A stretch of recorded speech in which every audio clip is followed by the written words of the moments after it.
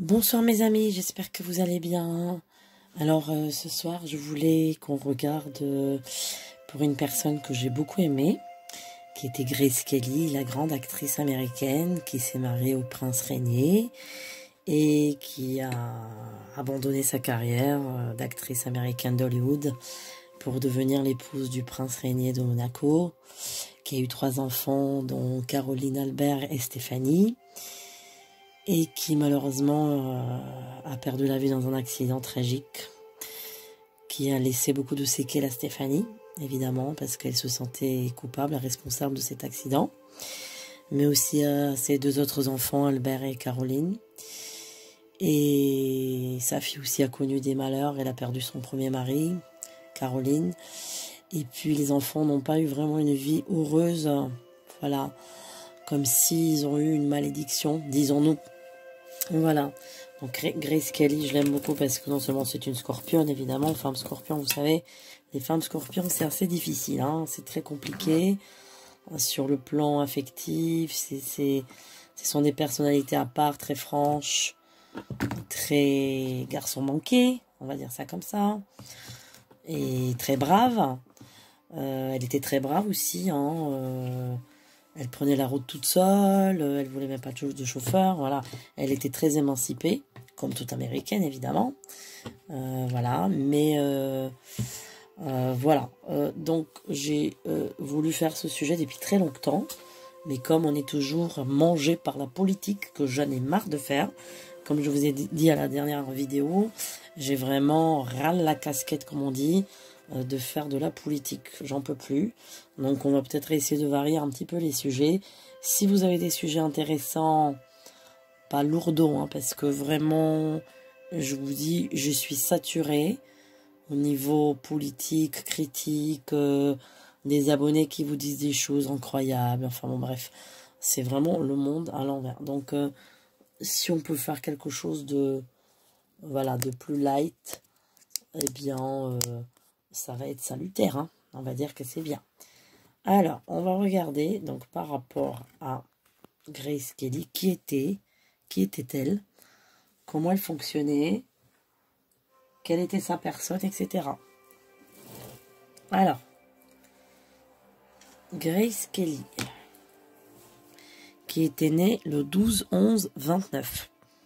Alors, le 12, c'est un très bon chiffre, vous le savez. Excusez-moi, je suis encore malade. Voilà, ça s'arrête jamais, hein. Qui était donc né le 12-11-29.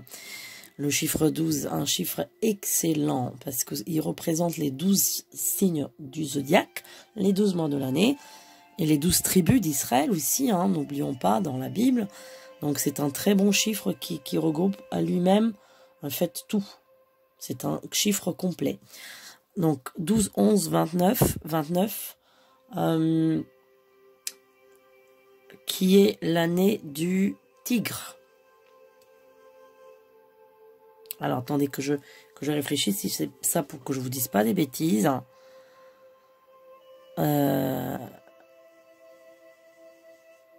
Attendez, non, je crois que c'est pas le tigre. Alors attendez une seconde.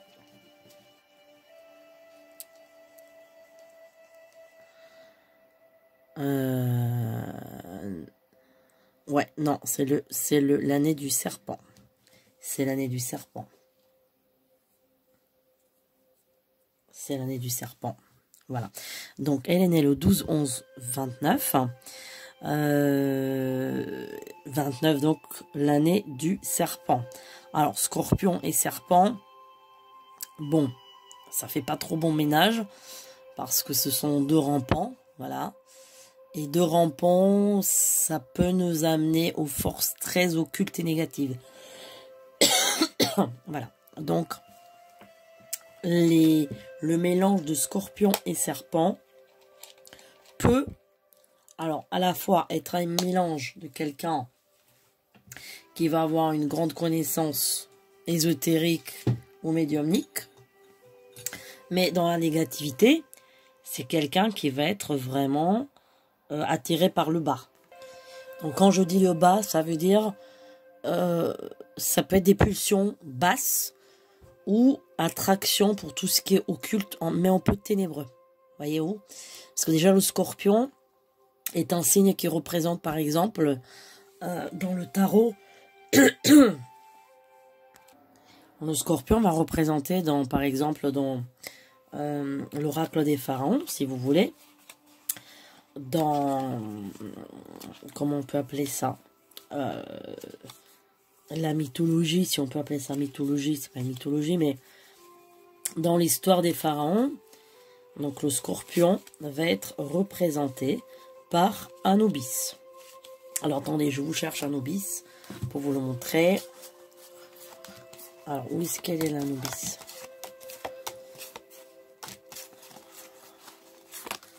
Alors attendez voir, où est-ce qu'il est?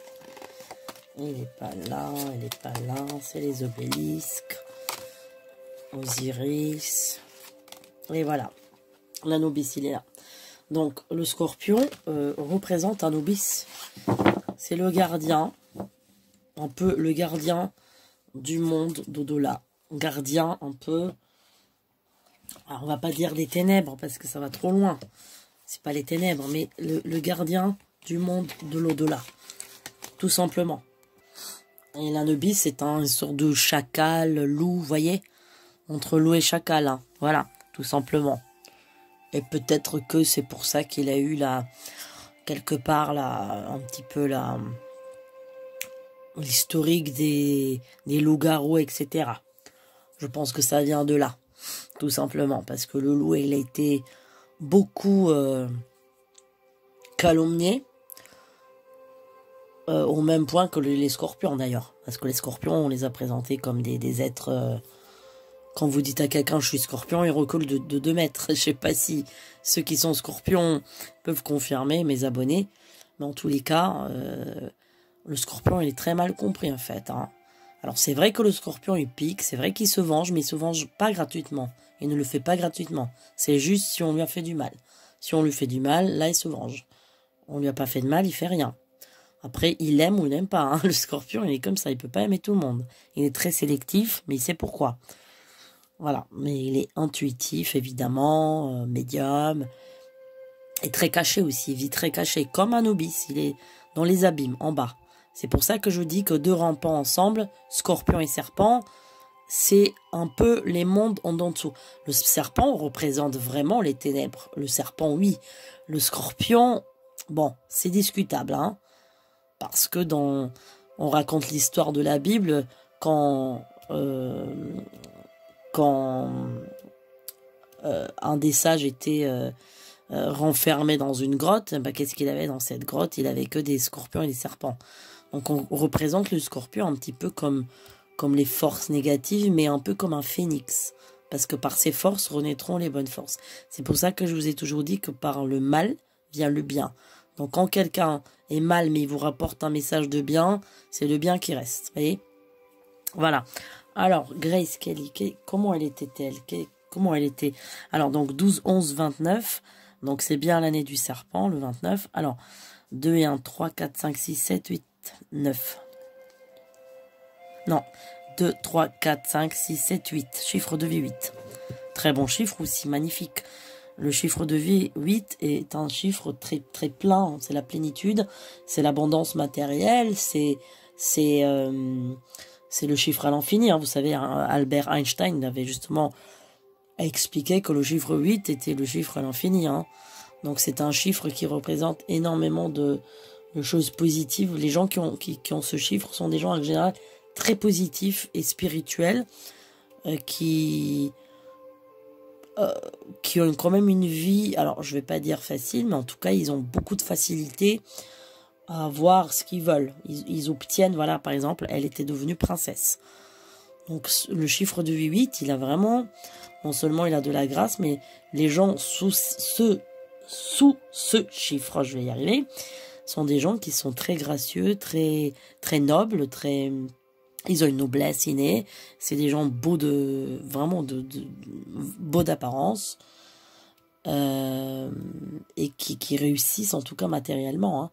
Après, attention, quand il y a 2 ou 3 chiffres de vie, 2 ou 3 8 dans la date de naissance, par exemple, un exemple 8, 8, 88, alors là, c'est assez compliqué ça, parce que ça peut dire prison. Vous voyez, je crois que Bernard Tapie avait ça, il me semble-t-il, je ne me rappelle plus sa date, mais en tout cas, quand vous avez 2 ou 3 8 dans votre date de naissance, là par contre, c'est plus compliqué. Voilà, c'est le renfermement entre 4 murs. Alors évidemment, le 8, c'est 2 fois 4, et 2 fois 4, c'est entre 4 murs, mais fois 2. Alors, comment était-elle? Comment était-elle? Grace Kelly. Qui était-elle? Alors, voyons voir un petit peu. Alors, désolé, je suis encore malade. Là, j'étais vraiment très malade aujourd'hui et hier. Je ne sais pas ce que je me suis attrapé encore. Il paraît que il y a des choses qui circulent. Là, voilà, ça recircule. Alors, voilà.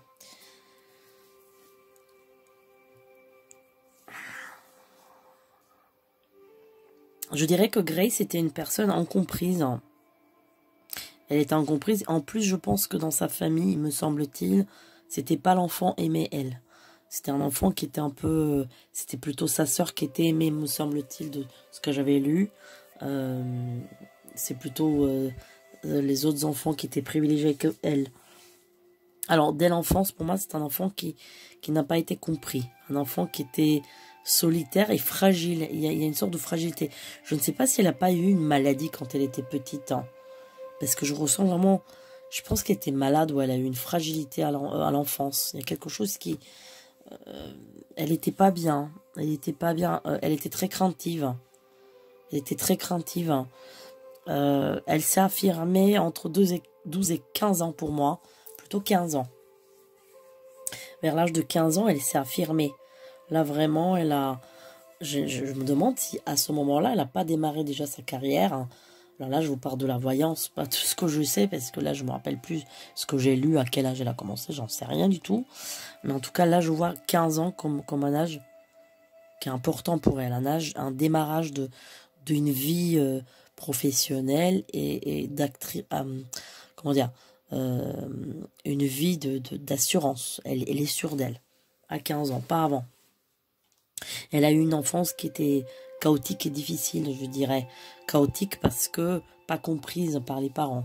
Elle était différente, elle était à part et on la comprenait pas. Et puis finalement, elle cherchait pas trop non plus à se faire remarquer, je dirais. Elle était discrète. Elle était très sollicitée, je vois, vraiment... même jeune, entre 15 et 18 ans, elle était très sollicitée pour, je pense, pour faire des pubs ou faire des tournages. En tout cas, c'était comme un aimant. Alors ça, c'est beaucoup les femmes scorpions sont très aimants. Très aimants, le double jeu. C'est comme des femmes aimants. Hein. Elles attirent. Hein. Le scorpion attire à lui. Hein. Après, comme je dis, on peut l'aimer ou on peut ne pas l'aimer aussi. Et lui, c'est pareil. Il aime ou il n'aime pas. Mais... il a quelque chose qui attire le scorpion, surtout c'est le regard. Elle a aimé quelqu'un très fortement. Alors je sais pas c'est qui, mais je pense que quand elle avait 23 ans, elle était très amoureuse de quelqu'un. Je pense à Hollywood. Alors est-ce que c'était... Pourquoi je ressens Harry Grant ou quelqu'un comme ça? Bon, je sais pas si c'est lui, mais en tous les cas... je pense que c'était un acteur très connu. Je pense que c'était un acteur très connu. Clark Gable, je sais pas. Mais en tout cas, c'est possible hein, que ce soit aussi lui. Hein.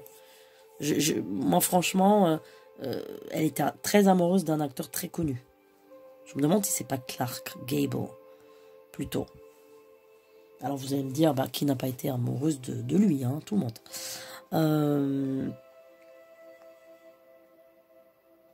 Elle était très amoureuse. Elle était très amoureuse. Donc, elle vivait un peu... je dirais qu'elle vivait un peu dans les rêves. Hein. Elle vivait un peu dans les rêves. Mais ça, c'est aussi beaucoup la femme scorpion. Elle est très rêveuse. Très, très rêveuse. Tous les signes d'eau, d'ailleurs. Hein. Tous les signes d'eau sont très, très rêveurs. Ils sont très, très portés par l'imaginaire. Voilà. pour ça qu'on ne peut pas dire qu'ils ont les pieds sur terre dans ce sens-là. Ce sont des gens qui sont pas forcément pragmatiques, très organisés par contre. Oui, les Sindoh, ils sont très bien organisés. On ne peut pas leur reprocher ça, mais par contre, ils sont très imaginatifs et créatifs. Voilà. Elle a cru dans cette histoire. Elle a vraiment cru. Elle a cru dans cette histoire qui n'a duré qu'un temps bref, je dirais. Mais en tout cas, ça se passait sur les planches de Hollywood pour moi. Alors, est-ce que c'est lui ou c'est un autre? Mais en tout cas, c'était quelqu'un de connu. C'est quelqu'un qui tournait des films avec elle, je pense. Hein. Oui. Avec elle. Il a eu une cassure à ce moment-là. Il y a quelque chose qui s'est cassé, il y a quelque chose qui s'est brisé. Entre 23 et 25 ans, il y a un rêve qui s'est brisé par rapport à un homme. Par rapport à cet homme-là. Il y a quelque chose qui s'est brisé. Elle a eu comme un choc émotionnel, je dirais. À 26 ans, elle a eu une épreuve. Je ne sais pas ce que c'est, mais elle a eu une épreuve à 26 ans. Ça a été difficile. Alors, ceux qui connaissent sa vie, je serais ravie d'avoir vos commentaires. Hein, parce que j'ai lu son histoire, mais il y a 20 ans de ça. Je ne me rappelle plus. Voilà. Moi, quand il y a des choses que... Enfin, vous voyez, je ne me rappelle pas de tout, hein, parce que le cerveau, il ne peut pas non plus retenir tout. Quand il y a des choses qui l'intéressent moyennement, c'est pas que ça m'intéresse moyennement, mais il y a tellement d'informations dans la tête, je vous dis pas. Hein. Mais je me rappelle plus... après, dans l'histoire des grandes stars, on vous donne pas les détails non plus, hein, on vous dit pas, voilà. Mais c'est que les grandes lignes. Après, moi, voilà, je vois qu'à 26 ans, elle a vraiment eu vraiment une épreuve, hein, quelque chose de difficile. Hein. Mais c'est par rapport à Hollywood et par rapport aussi à cet homme-là en question. Donc elle a eu quelque chose qui l'a bouleversée. 27 ans, elle a commencé un nouveau départ encore. J'ai l'impression que soit elle s'est déplacée pour travailler, soit elle a changé de... est-ce qu'elle a changé... Comment dire ça? C'est comme si elle va ailleurs. Elle travaille ailleurs. Est-ce que c'est hors Hollywood? Est-ce que c'est une filière d'Hollywood? Voilà, quelque chose qui change. Il y a un changement. Alors moi, je sais pas à quel âge elle s'est mariée avec Régnier. Je sais pas c'était à quel âge, hein, le mariage.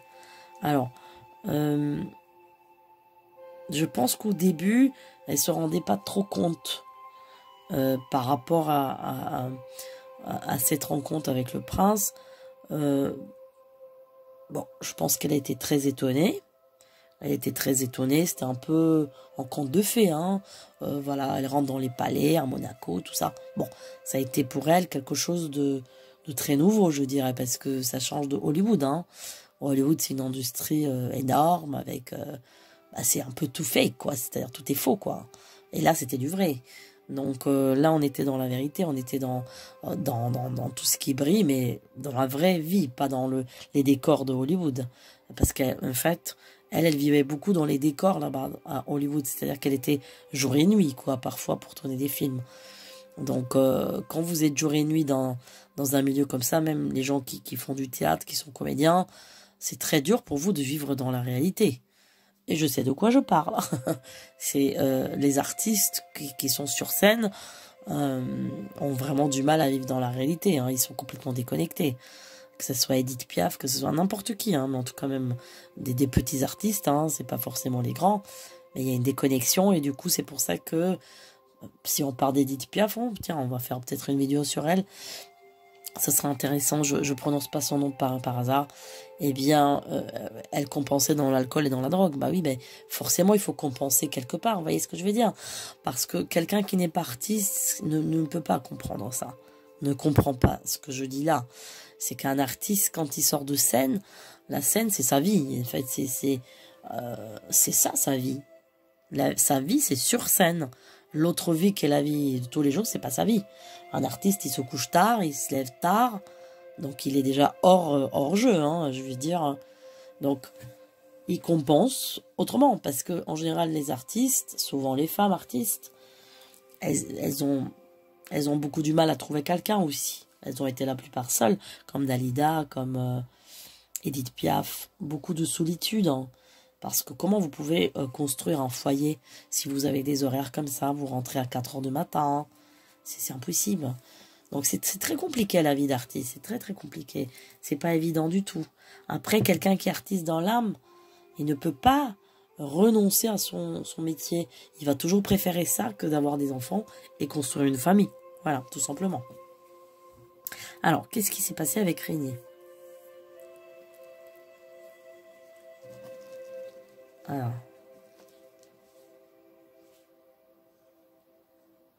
c'est intéressant de vérifier à quel âge elle s'est mariée. Est-ce qu'elle avait 30 ans, quelque chose comme ça? Je vais peut-être aller vérifier sur le téléphone. Parce que c'est intéressant de voir. Alors, quand est-ce qu'elle s'est mariée avec Régnier? Alors, attendez voir si on arrive à le voir. Il donne à quel âge? Alors, est-ce qu'il donne...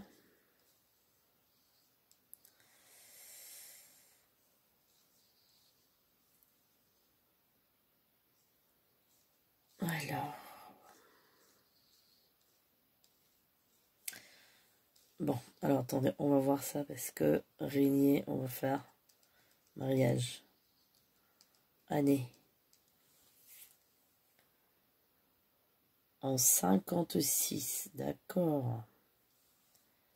Donc, ils se sont mariés en 56.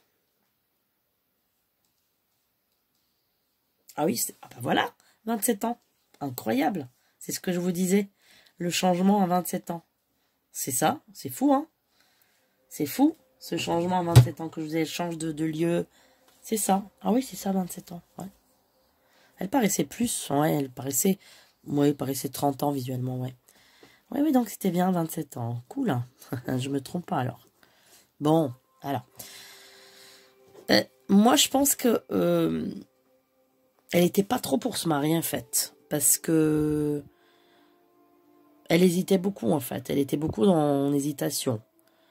Parce que tout était très différent pour elle ici. Enfin, ici, à Monaco, hein, on va dire. C'est pas ici, mais bon, presque ici. Tout était différent, en fait. De ce qu'elle pouvait imaginer. Tout était petit. Vous savez, les gens qui viennent d'Amérique, tout est grand là-bas. Donc quand ils arrivent ici, il y a des petites rues, des petits trucs. C'est vraiment pour eux, c'est vraiment c'est une miniature, quoi. C'est voilà, c'est là-bas il y a des grands espaces, des grandes voitures, tout est grand en fait. Tout est XXXL. Donc en fait, quand ils arrivent ici, ce sont des petites maisons, des petits apparts, tout est petit, quoi. Donc elle, ça a été je dirais, un bouleversement pour elle, hein, tout simplement. Hein. Ça a été un bouleversement, mais énorme. Donc, elle s'y attendait pas, en fait. Puis elle a eu plein de robes, elle a eu beaucoup de cadeaux. Franchement, elle était gâtée. Hein. Après, j'ai l'impression, pour moi, c'est lui qui a flashé sur elle. C'est pas elle qui a flashé sur lui. Moi, la vérité, pour moi, c'est lui qui a flashé sur elle.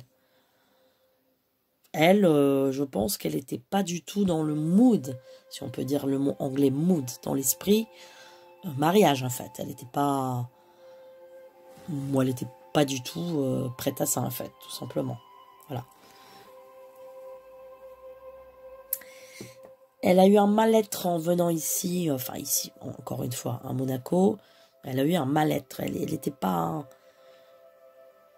Elle était déracinée, je veux dire. Elle était vraiment... elle était déracinée, en fait. Elle était... ça a été compliqué aussi, le protocole. Alors, évidemment que c'est pas comme la cour de Londres, de la Grande-Bretagne. C'est pas pareil, hein. Là-bas, c'est encore plus strict. Bon, ici, ça va quand même, à Monaco. Ça va, ils sont beaucoup plus cool, hein, franchement. Mais elle a eu quand même du mal avec le protocole, hein, quand même. Il y a eu certaines choses qui l'ont... Pourtant, c'est une fille qui a eu une très bonne éducation, évidemment, bourgeoise. C'est une fille qui... Je crois qu'elle est née à San Francisco, me semble-t-il. Mais c'était vraiment dans la bourgeoisie, voilà, californienne, quoi. C'était une fille bien élevée, etc. De bonne famille, voilà. Je crois qu'elle a l'ascendance allemande, me semble-t-il. Elle a eu des grossesses difficiles, c'est ce que je vois.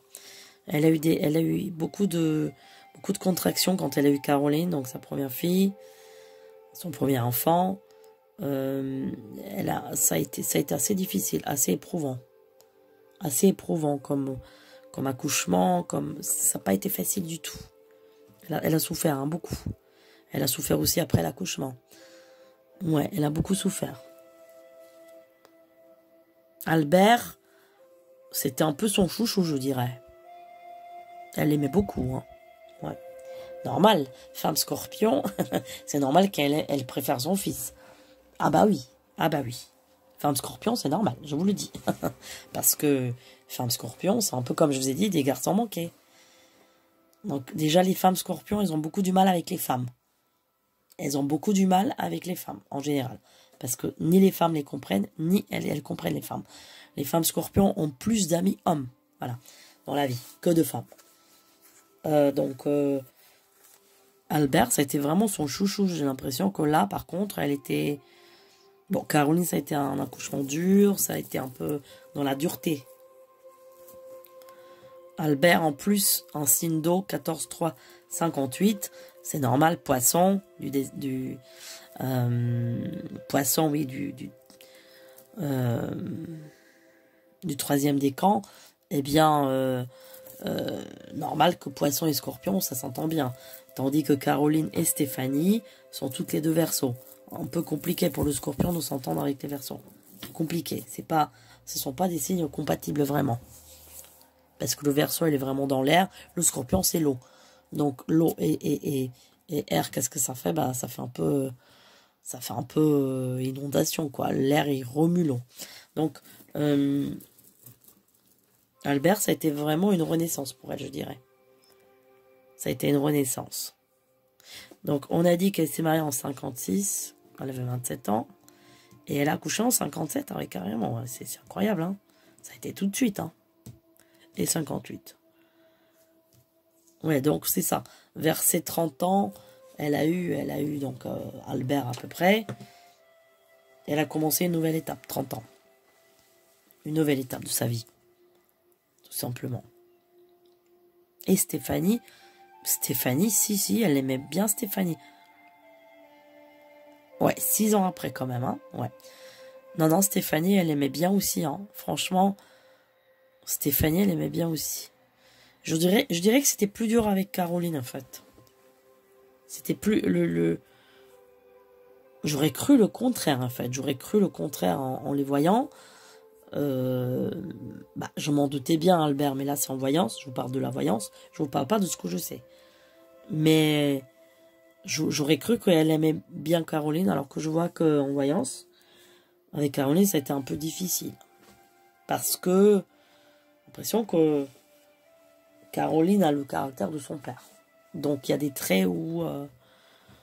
elle aimait pas trop ces traits-là. Certains traits qui étaient un peu durs, un peu comme ça. Un peu très principe, un peu dur, un peu strict, un peu vieux jeu, voilà, vieille bourgeoisie, vieille aristocratie. Voilà, un peu ça. En fait, Caroline, c'est quelqu'un qui... C'est quand même curieux pour un signe d'air d'être aussi dur. Les signes d'air sont pas comme ça en général. Ils sont très souples.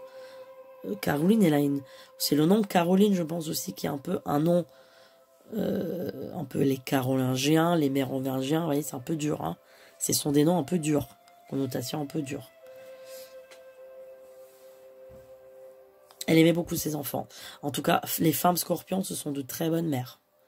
Je pense que ce sont les meilleures mères parmi les signes astrologiques. Je pense que celles qui sont les meilleures sont... Les femmes cancer sont très bien aussi. Et il me semble que aussi les femmes balance. Mais les femmes scorpions sont vraiment géniales avec les enfants. Au contraire de ce qu'on peut croire, évidemment. Parce qu'elles ont un côté très enfant. Elles ont gardé le côté frais de l'enfance. Donc non, elle aimait beaucoup ces deux enfants-là, Albert et Stéphanie en tout cas. Hein. Puis elle est gâtée, des cadeaux, tout ça. Des sucreries, des gâteaux, des choses comme ça. C'est toujours des cadeaux. Ouais. C'était une très bonne mère aimante. Alors apparemment, moi je pense qu'après la naissance Déjà je pense qu'à partir de la naissance d'Albert, à partir de 30 ans, elle a quand même fait une croix sur sa carrière. Mais 30 ans, c'est jeune quand même, hein. C'est sacrément jeune pour mettre une croix à sa carrière internationale quand même. Donc ça a été un choc pour elle aussi, ça. Hein. Mais elle a survécu. Elle a accepté, disons.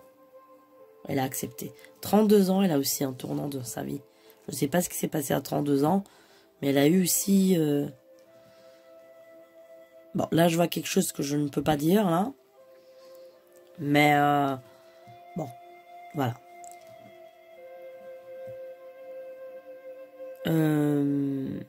Je pense qu'elle faisait partie d'un mouvement un peu initiatique, tout ça. Je pense qu'elle est rentrée à partir de ses 32 ans. Quelque chose à connotation spirituelle. Voilà.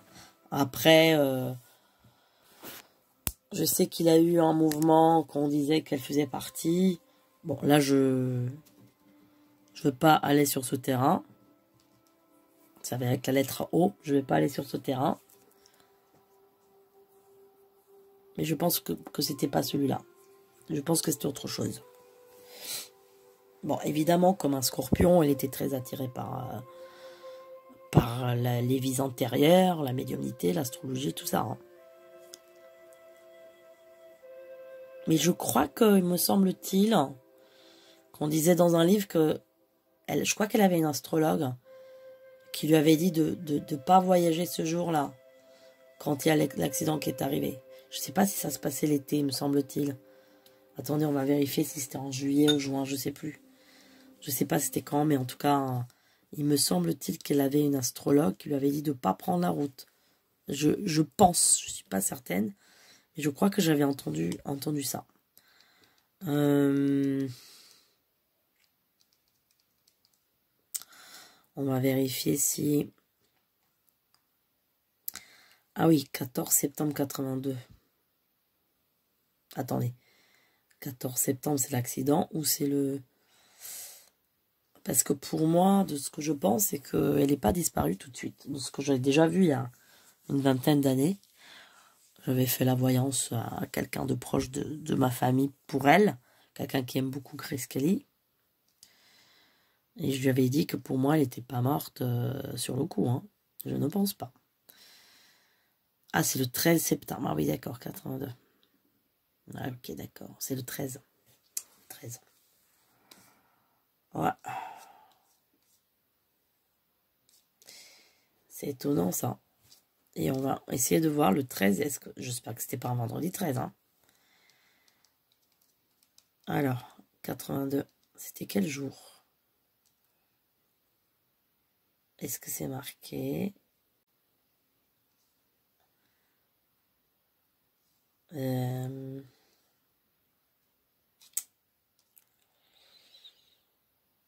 Quel jour? Allez. Qu'est-ce qu'il nous fait là? Quel jour? Un lundi. D'accord. Ok, c'était un lundi. J'aime pas les lundis, hein, moi personnellement. J'aime pas ce jour-là. J'aime ni les lundis ni les mercredis. Et ni les dimanches, hein, je suis désolée. J'aime pas. C'est pas mes jours. En général, je fais toujours la tête le dimanche. Hein. Je suis toujours de mauvaise humeur. Parce que c'est une journée où, quand on n'a rien à faire, je déteste ça. Voilà. Bon, c'est personnel, hein, vous allez me dire. Hein. Après, je vais me faire encore critiquer. Ben voilà, c'est personnel. C'est mon avis à moi. Vous, c'est pas pareil. Chacun est différent. Nous sommes tous différents sur Terre. Oui, bien heureusement. Hein. Si on était tous pareils, ça serait... Quelle catastrophe. Alors, donc c'était le 13. On a dit 82. Ouais, ok. Ouais. Alors, donc par rapport à elle, je pense qu'à un moment donné, comme je vous ai dit, elle s'était résignée à être une mère et pas une actrice.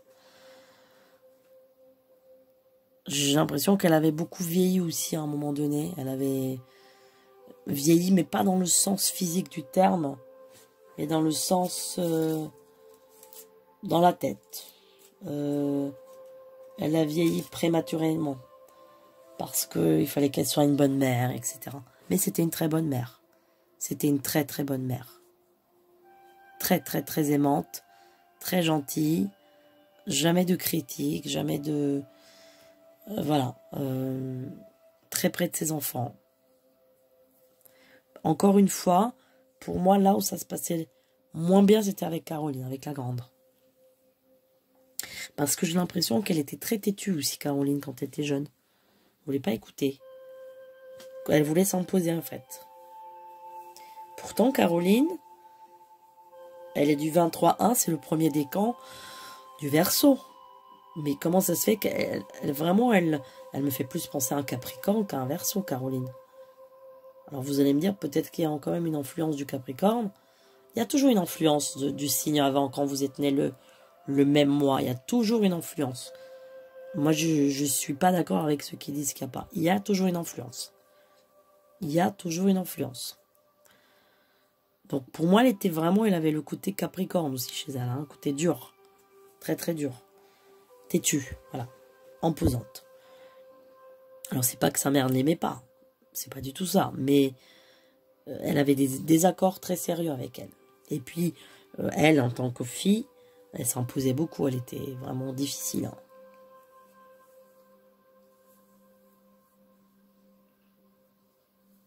Alors, moi, j'ai l'impression qu'elle avait une vie un peu séparée du prince. C'est-à-dire qu'ils avaient chacun leurs activités. Elle avait aussi beaucoup d'activités de charité. Je crois qu'il y a l'hôpital Grace Kelly et il y a une fondation, me semble-t-il, à Monte-Carlo. Il y a le cirque aussi. Bon. Les enfants étaient vraiment malheureux après son départ. Oui, vraiment, vraiment, je les plains. Hein. Ils étaient vraiment malheureux. Hein. Vraiment malheureux. Ça a été très très dure épreuve pour eux en tout cas. De perdre une mère pareille. Parce que c'était une mère, c'est pas n'importe quelle mère. Déjà c'était une beauté. Vraiment je pense une des plus belles femmes du monde hein, pour moi. Hein. Avec une beauté qui est très classe, très très très noble. Pas une beauté vulgaire. Hein. Elle avait pas de gramme vulgarité. Classe, noble, enfin tout ce que vous voulez. Et puis une mère très très très aimante. Très près de ses enfants, très voilà. Alors, avec Régnier, comme je vous dis, pour moi, ils avaient vraiment une vie un peu séparée, parce qu'ils avaient aussi le protocole. Hein. Je pense que le protocole veut que le couple, c'est pas comme un couple normal, en fait. Tous les princes, les rois, ils ont... Vous croyez qu'ils dorment dans le même lit, mais vous rigolez, mais pas du tout. Pas du tout. Mais même les rois de France ne dormaient pas dans le même lit que leur femme, que la reine. Bah non, donc c'était ça, hein. C'est le protocole. C'est le protocole. Mais elle a accepté. Au bout d'un moment donné, elle a accepté. Alors pourquoi je vois 52 ans? Pourquoi je vois ça, 52 ans? Ça lui fait quel âge quand elle est partie? Pourquoi j'ai cet âge de 52 ans?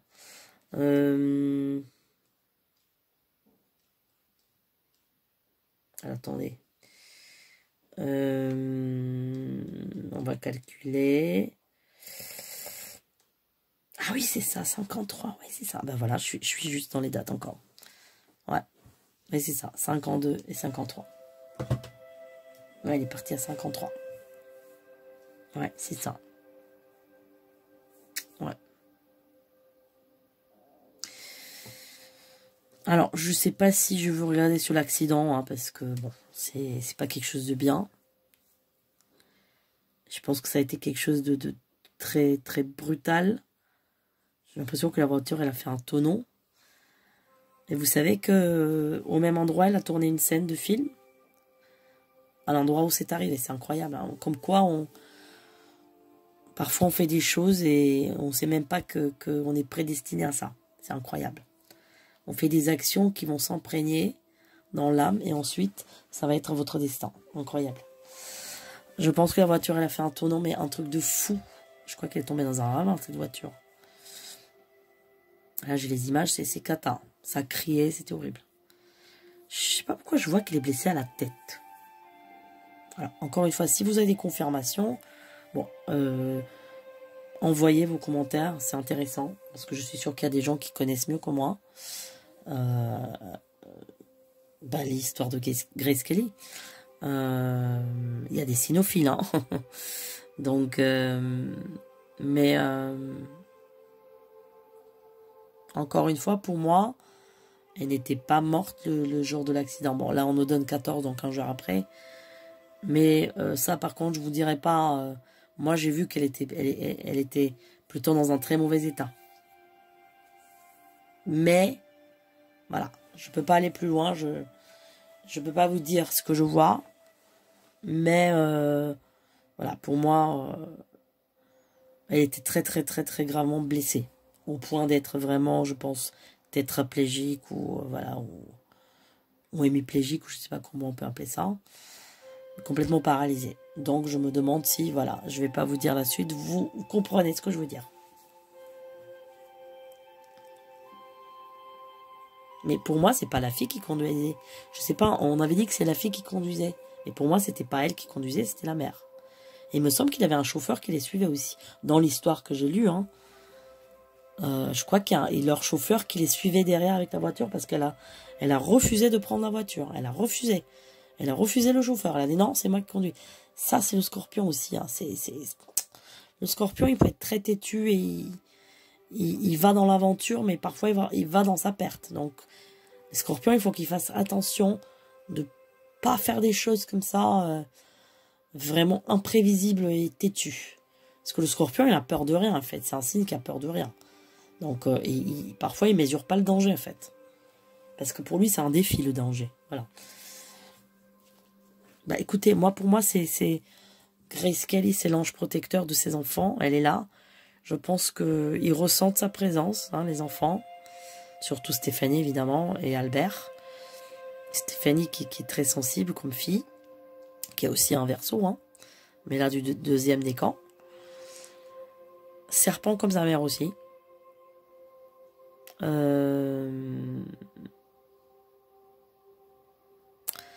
Et elle veille sur eux. Pour moi, elle veille sur eux comme une étoile. Elle veille sur eux. Elle est très très présente. Hein. C'est une très très bonne âme, cette femme. Elle a une très très belle âme. Et voilà, dommage. Vraiment dommage. Vraiment dommage. Mais je pense que peut-être que il y a une part d'elle qui voulait plus vivre, en fait. Une part d'elle, je dis bien. Parce qu'elle adorait ses enfants. Mais une part d'elle était un peu éteinte.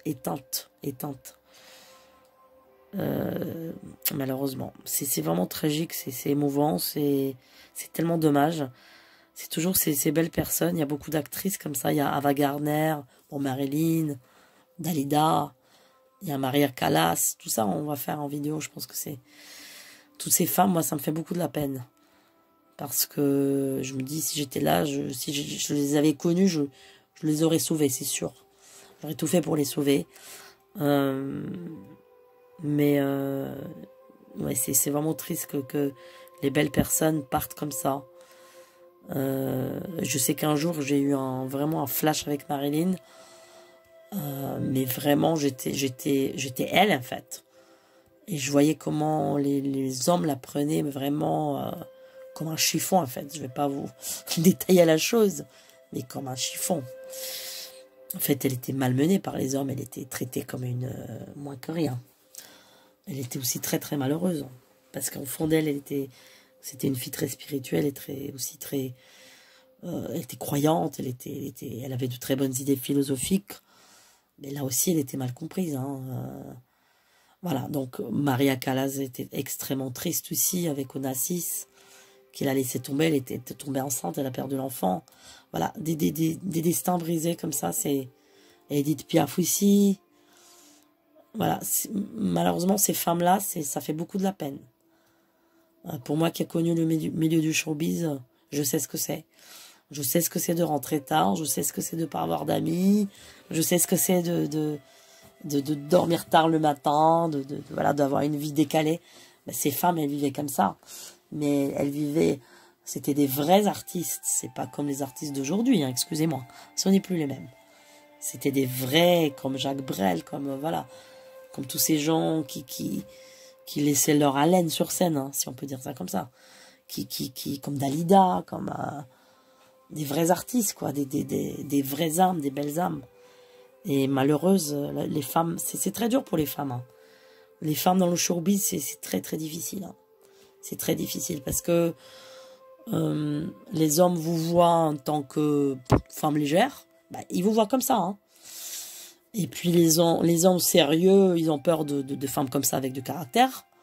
Des femmes qui ont Maria Callas, Dalida, Edith Piaf, c'était des femmes avec beaucoup de caractère. C'était pas des femmes légères. Marilyn, non, bon, elle était facile, elle était docile. Gémeaux, elle n'avait pas ce caractère fort. Dalida, 17-01-33, je crois. Capricorne, évidemment, enfin, le caractère très fort. Maria Callas, Sagittaire. Je crois Piaf aussi, Sagittaire. Des caractères forts, caractère de feu. Donc, c'est pas évident des femmes comme ça parce qu'elles sont imposantes. C'est-à-dire qu'elles... on va dire qu'elles dévorent un peu l'homme, quoi. Donc, forcément, que Maria Callas, elle aimait Onassis parce que, évidemment, elle était grecque comme elle.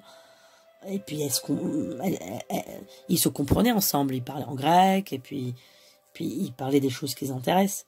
Et puis, quand Onassis s'est marié avec Jackie Kennedy, ben, ça lui a fait un sacré coup. Hein. On regardera pour Maria la prochaine fois, peut-être. On va faire une vidéo sur Maria. Parce que c'est ma chanteuse préférée en lyrique, Maria Callas.